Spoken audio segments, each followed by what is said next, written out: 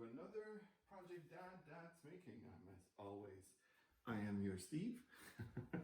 And I'm doing another Lithuanian thing or cake that I've seen. It's kind of like a croquembouche, just with slices of cake rather than, or slices of dough rather than the choux pastry with the filling and all of that stuff. So yeah, it's I can try to pronounce it as a Skruzdelynas, I don't know, but could be. But yeah, again, lovely Lithuanian person told me about it, and I thought, sure, why not? I couldn't find any poppy seeds, which is generally used, so I thought I'd try some chia seeds instead. But yeah, so there's basically two parts to this traditional Lithuanian dessert or cake or whatever you want to call it. First is of course the dough. So the dough consists of 5 eggs, 5 tablespoons of sour cream, as we have here, 4 cups of flour. I'm using plain white flour today because I think that would be nicer, because we're all gonna deep fry it. Deep fried and bubbly and golden crispiness. And then for the syrup later, we're going to need a cup of honey, 2 tablespoons of water, 30 grams of butter, and another tablespoon of sour cream. Okay, well, let's get cracking, huh? Or more so, first let's measure out our flour and crack the eggs into it afterwards. Although, let's do it chefy maybe, where they put all the wet ingredients in first and then add the dry. So let's get going on those 5 eggs. So I'm using organic eggs. I really try to be mindful of that. So if there is an organic version, then I'm more likely nowadays to go for that, and you know, the few cents they cost more generally are worth it. Although I also like the corn-fed eggs from D.A.D a lot. So if you can get those kind, you know, then do.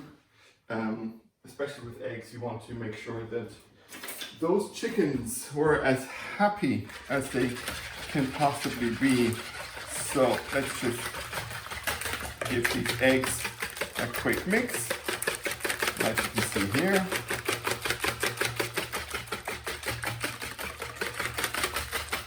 So now that we have our eggs mixed up, let's add in our sour cream. So 5 eggs, 5 tablespoons of sour cream. So 1, 2, and yeah, I'm using heaped tablespoons, 3, and yeah, 4. So let's open the second one over here. Oh, just get another good tablespoon in there. So the dough should not be sticky when you have put it all together. So let's make sure that we have a nice bit of everything in there. Perfect. So the dough should not be sticky because you will need to roll it out and then cut it into rectangular slivers or slices or whatever you want to call it. So the rest will be a nice dip for, you know, some crisps or so, you know. And in addition, like, I'm gonna need a little bit of it, or 1 tablespoon I think, for the syrup later. So let's get this mixed up so that we're not gonna be lumpy, or not too lumpy. No, let's try to not have lumps. As you can see, like, you could use a machine, of course, and just dump it all in.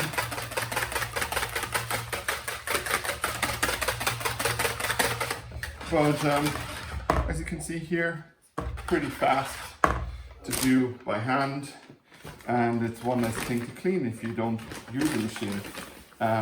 So let's see that we have our 4 cups of flour.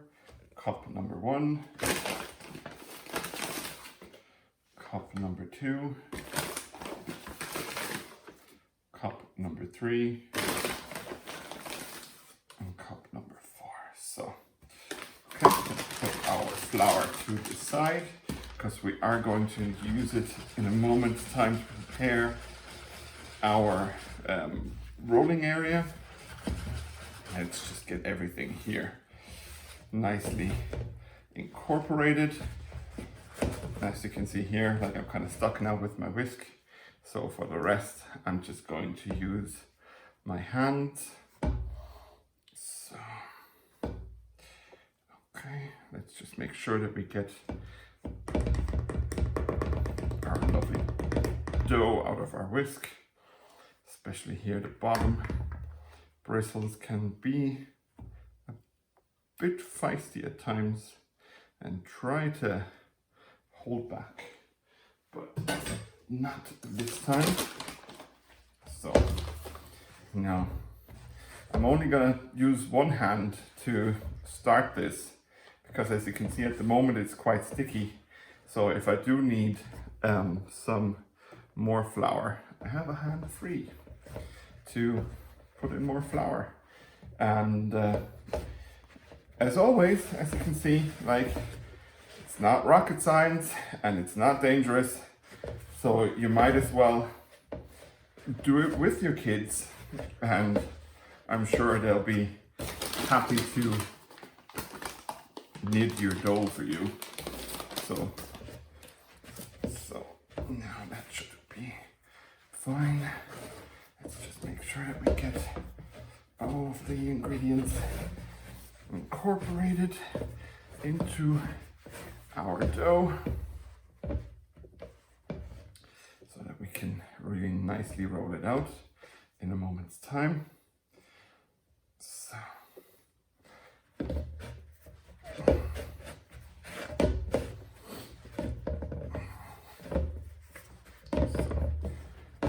as you can see, the dough is getting firmer and less sticky by the minute.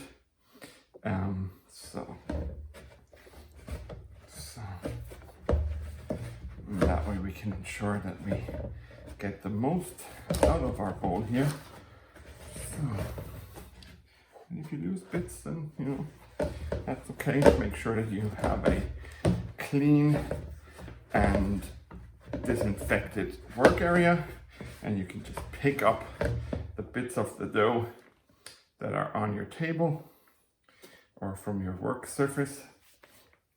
And seeing that the dough needs to go in the bowl and not on my hand, I'm gonna try to now get it off.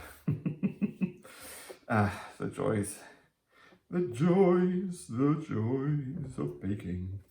So, feels a bit like, you know, you're being exfoliated, but you're not actually picking off like your skin, you're picking off loads of dough. If skin comes off while you're baking, you're probably doing something wrong, and you might want to like stop and seek medical attention. So let's make sure that we get all our lovely dough off my hands. So, and back into the bowl. So, okay, there is some dough here still. So let's just make sure we get that as well. So, as you can see here now, I have a lovely bit of dough here. That's not sticky, but nice and pliable, or nice and yeah, pliable, I'd say. So, okay, so the next part will be the rolling and the cutting and the dropping into hot oil. So I just need to like make sure that I get most of the dough off. Just don't want to lose too much of it. So now let me wash my hands.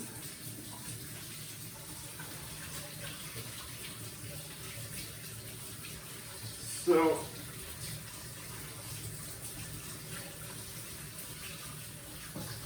what you'll want to do is buy a good oil that you are happy to use as your frying oil. I just use sunflower oil, to be honest. Like, it seemed fine to me to use the sunflower oil. So let's just make sure that my hands are mostly dough free at least, and get rid of these things. The honey we will need in a little bit for our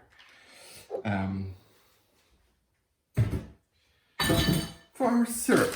So now I'll clean down my work surface and I'll be right back.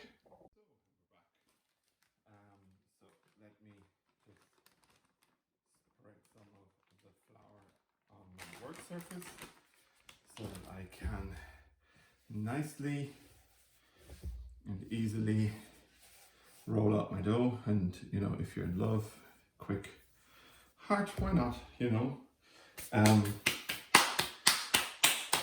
Do you know the two theories of that heart shape? That can you even see it on the video properly? I kind of can. That it's either a lady bending over or two swans kissing. So which one do you prefer to follow or to believe in? For you, is it the lady bending over, or is it two swans kissing? Because that ain't the human heart there. So, okay, let's just make sure that we are there. So, and let's also flour up our rolling pin, and then we go. And we start rolling it out, and then we flip it over, give it a nice slap, and start rolling, or continue to roll it out. Now you're gonna want thin-ish slivers, but of course not too thin, so that they don't tear. But if they're too thick, then the outside will burn and the inside might still not be cooked. So our lovely, lovely dough. It's really moving all over my area here, huh?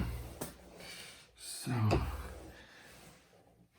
yeah, you want to maybe go between like roughly a centimeter thick, roughly. Yeah, I'd say a centimeter is probably a good idea. But you know what? You can try it out. Just drop one of your slices in, and if you feel a centimeter is too thick for the temperature of your oil or the way that you want to go, then go thinner. You know, so, or go thicker if you prefer it thicker. So, as you can see, I have a lovely, massive bit of dough now, which I will now be chopping down into nice slivers and slices and all of that. And to not damage my my worktop, I was gonna see if this works now. Okay, well, that's will one of my son's plastic knives work for me? It will. So as you can see, use a plastic knife, and then you won't damage your area, your surface. And try to, you know, be kind of similar sizing it here, you know. So I'm eyeballing it now, but I'm sure some of you will want to stand there with a bit of something to measure it out, be it tape or something. But I am a dad, and a lot of the times you will have noticed us dads like to eyeball things and be like, oh, yeah, sure, look. So, yeah, why not? Let's make it this size and here. So, nicely chopping the bits down. Like I said, you will be putting them into hot oil, and seeing that dough is never, uniformly shaped.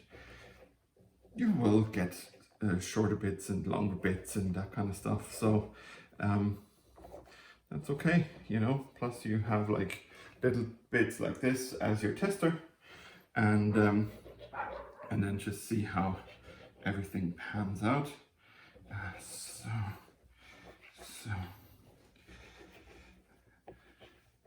And to be honest, I kind of like it when it's not all uniform, Of course you can go all uniform if that's what you prefer. Like, you ain't gonna hear any judgment from this guy.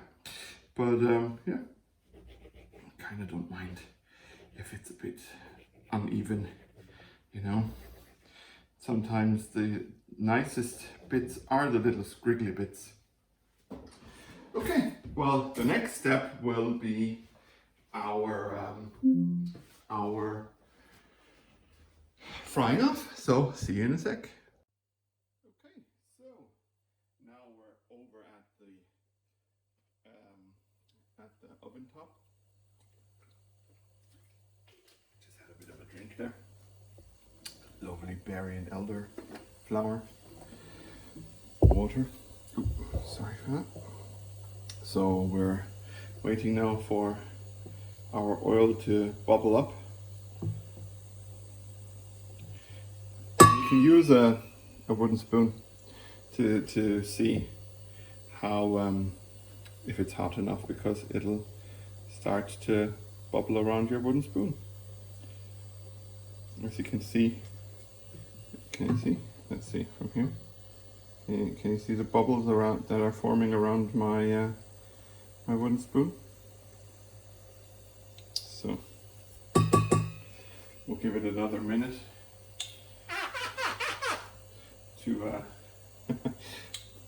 to heat up.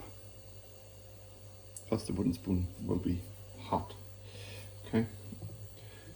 I'm going to set it now from boost to 8. What do we see? Oh yeah, there, you see. Looks like it's about ready. But we also, of course, have like our little testing bit. This part, of course, you will want to do as the parent, right? You won't want your kids to be involved in grabbing stuff from the hot oil. So, do I have a big fork? I thought I had a massive fork. Oh, that's okay. So, let's just take a bit of our dough and just see if it starts, or if it's properly frying. If not, then you can always leave it a bit longer, And you kind of try to fry it up to a nice golden brown color.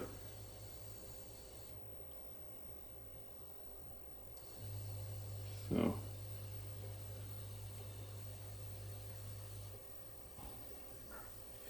let's see how this one will turn out.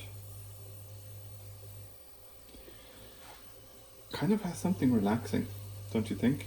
With the frying, all the bubbles in the background. Let's have a listen.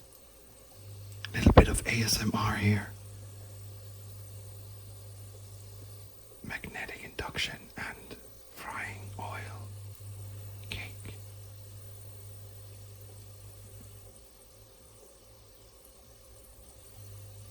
Lovely, isn't it? So, now let's turn this around again. It's nicely puffing up, which I'm happy with. So I'll just drop into the second tester bit. So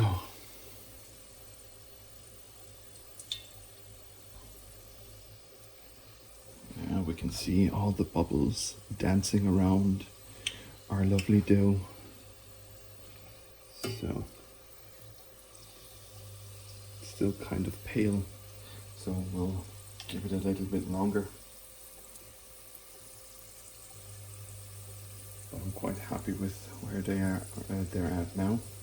I've also already prepared, as you can see, a plate with some kitchen towel, so that it can then drip off once it is properly fried off.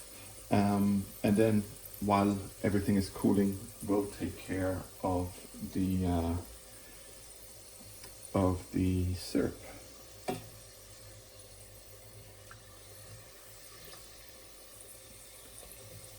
Yeah, even feels crispy already.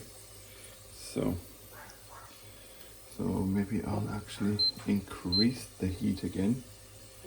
So just so that we can enjoy a bit more, or watch it brown a bit faster, more so.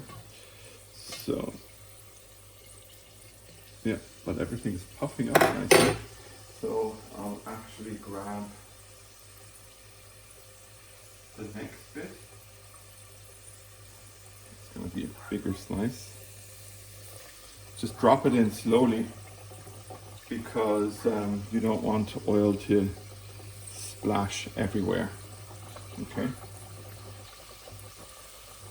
So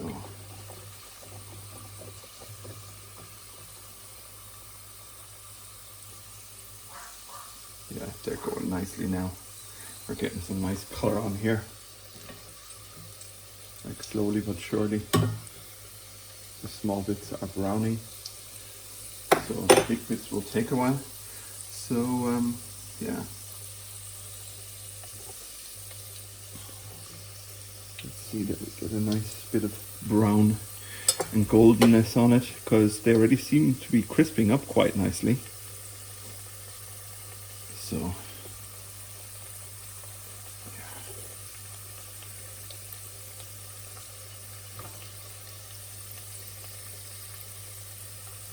and you know, generally when you do something like this and it takes a while, then that is fine, you know, and you can, you know, chat away, make sure that, you know, your kids don't get close to the oil.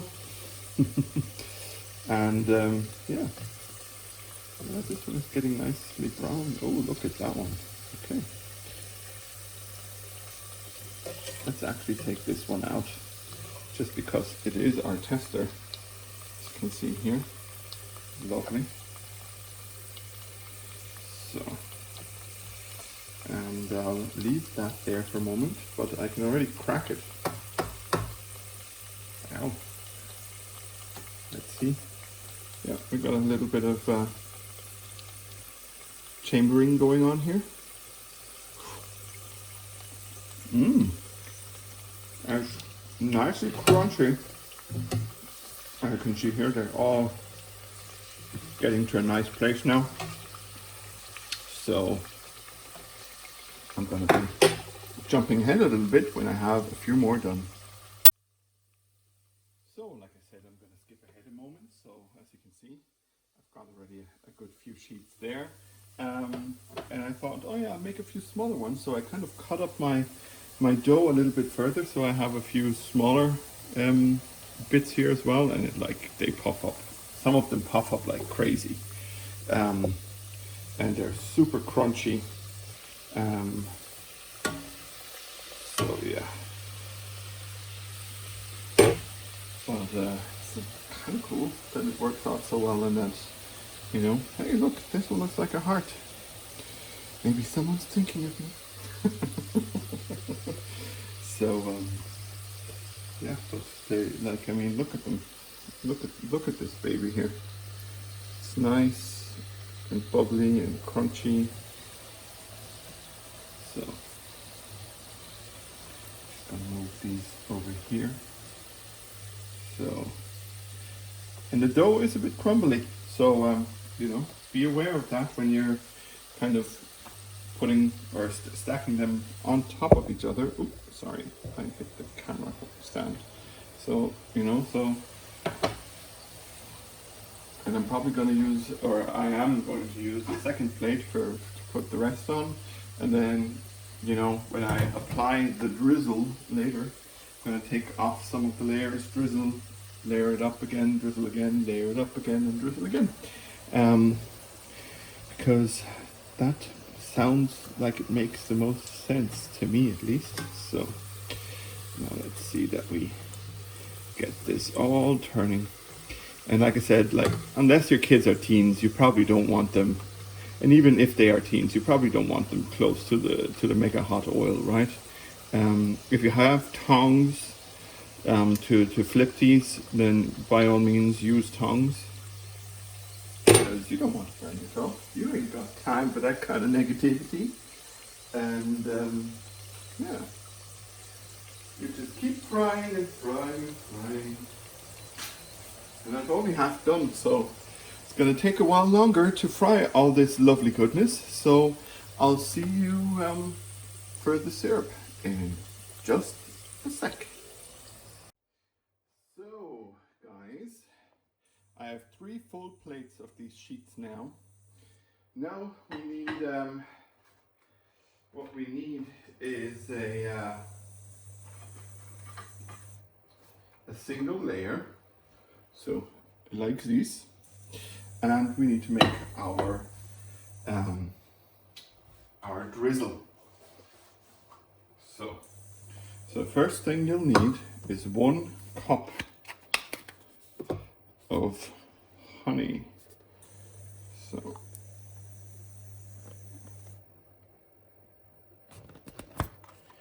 probably faster if I use the full one that I have next to me, but I'll see how much comes out of this here. So I'll set this one aside just so that the honey can drizzle down.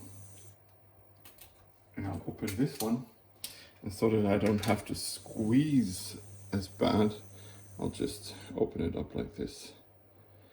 So 1 cup of honey,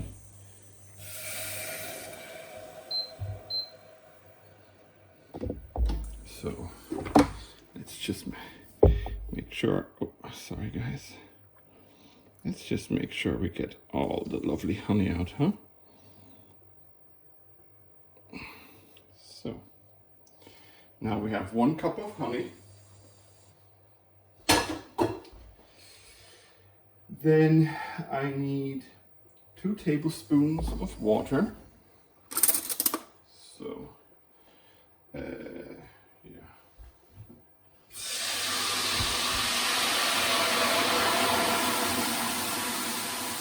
Just did something silly there. Don't do that at home. Where I put water into the hot oil.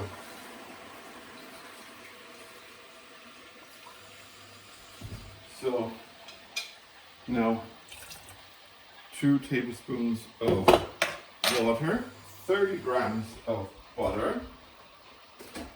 So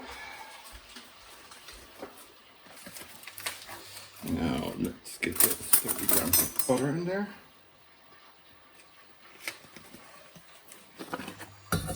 So 30 grams of butter.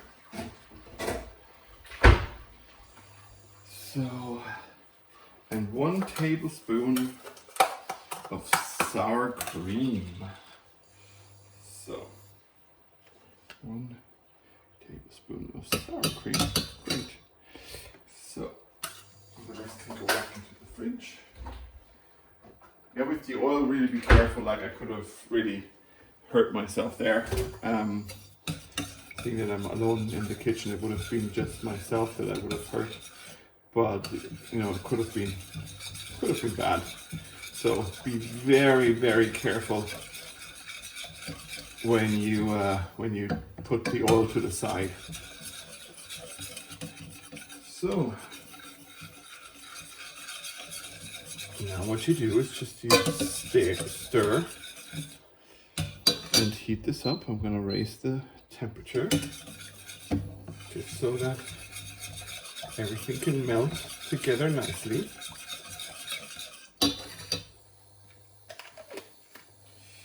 So I'm going to actually just put a little bit of sugar, honey that I have left in here. So now that is empty. It's always good to empty these things properly. So the next thing, like, you should use poppy seeds if you have some. I couldn't find poppy seeds, so that's why I got chia seeds. And they are a superfood, so I thought, you know, why not? So while our syrup is cooked, while I am, I need to take care of this too, another little project. My under the cupboard lighting needs to be dealt with. So just give this all a bit of a stir so that it melts together nicely. Our sugar, our honey, and our butter, or our honey, not sugar. Our honey, our butter, and our sour cream. You know, so that it forms a nice little liquid. So now let's let that boil. So what you're gonna do is you're gonna take one layer on a nice platter. Well, I'll just use the plate here. And then you are going to drizzle some of that lovely syrup over it. Then you're gonna take a few chia seeds or poppy seeds. Traditionally it's poppy seeds over that.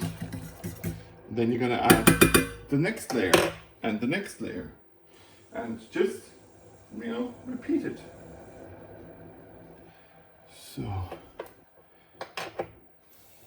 So let's wait. I'll be right back in a sec for when this is cooked. And we're back. So as you can see now, my syrup has nicely cooked in. So what I'm just gonna do is I'm gonna use a spoon and just kind of, you know, nicely drizzle this layer with our lovely syrup. So, and then I'm just gonna pinch, you know, drop a few chia seeds on here.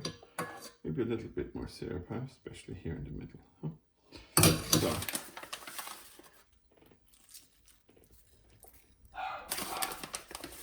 So, yeah, as you can see, and then you just start layering up and up and up and up. So as you can see, I've added another layer, and I'm just going to, you know, drop our lovely syrup over each layer, and then more of the seeds. Yeah, and then, you know, it'll just stack up to a nice tower of goodness. So as always, thank you for watching another Dad's Making. This time Lithuanian Anthill Cake, or Anthill. I can't really call it a cake because it bits, but you know, still. Like and subscribe, follow me on Facebook and Twitter, hit the little bell on YouTube, follow me on Instagram, and if you like what I do, why don't you head on over to Patreon and you know, click on support. Even a $5 would help a lot.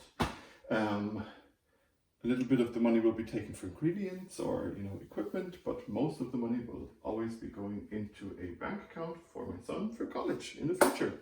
So thanks everyone for watching. I am your Steve, and I am out.